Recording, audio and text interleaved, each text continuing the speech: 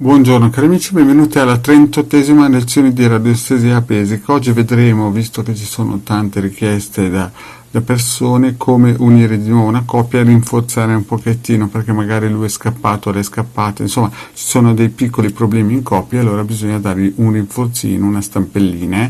Però prima di fare questo il vostro Marietto Veneziano vi chiede di iscrivervi al canale De Gare Marietto Veneziano, di venirci a trovare nei nostri gruppi Facebook e anche in Telegram, dove alle 20:30 ogni lunedì sera il De Gare Marietto Veneziano tiene un percorso esoterico gratuito coadiuvati da Milas. Bene.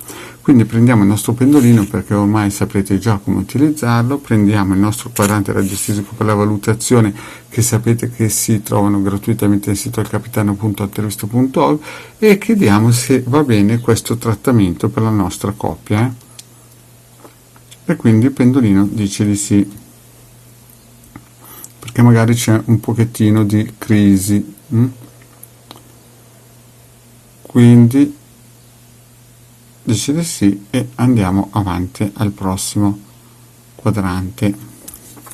Nel prossimo quadrante abbiamo il quadrante radiostesico per la valutazione dell'ora, però prima questo qui è per vedere, chiaramente si scaricano sempre il sito alcapitano.altervista.org, ma prima vediamo quel quadrante radiostesico per la valutazione della coppia. Testimone, perché ormai non li ripeto più queste cose, perché parto dal presupposto che avete visto le altre 37 pillole, e qui vedete che la coppia in questo momento è decisamente negativa, quindi bisogna dargli un rinforzino, una stampelletta.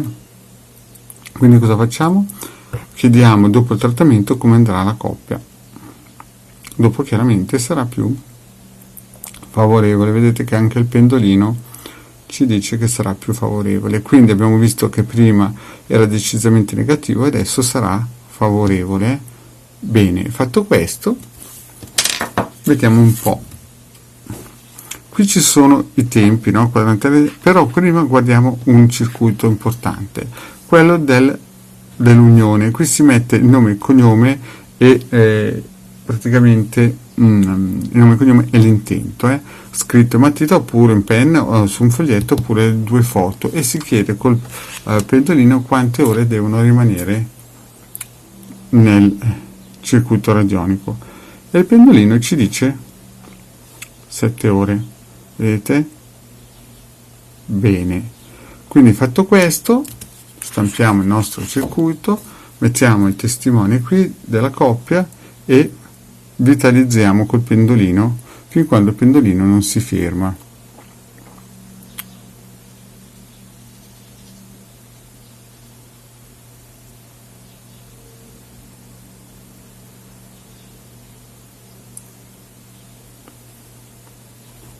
Vedete? Bene, quando si è fermato prendete la macchina radionica e la posizionate in un posto sicuro per al massimo 7 ore. Poi abbiamo degli altri circuiti, abbiamo questa stella di Davide questa pentalfa, non è una stella di Davide, questa pentalfa, questi 72 nomi della Keter, di Dio, e la parola Zohar, che è il nome sacro della Kabbalah, del libro della Kabbalah. Quindi prendiamo questo, mettiamo i testimoni, però prima facciamo una domanda: quanto tempo deve rimanere sotto questa protezione del pentalfa? E anche qui mettiamo il testimone qui, e anche qui ci dice tranquillamente 7 ore. Vedete? Bene, fatto questo prenderemo la nostra protezione pentalfa e vitalizzeremo, metteremo il testimone dentro e vitalizzeremo col pendolino. Vedete?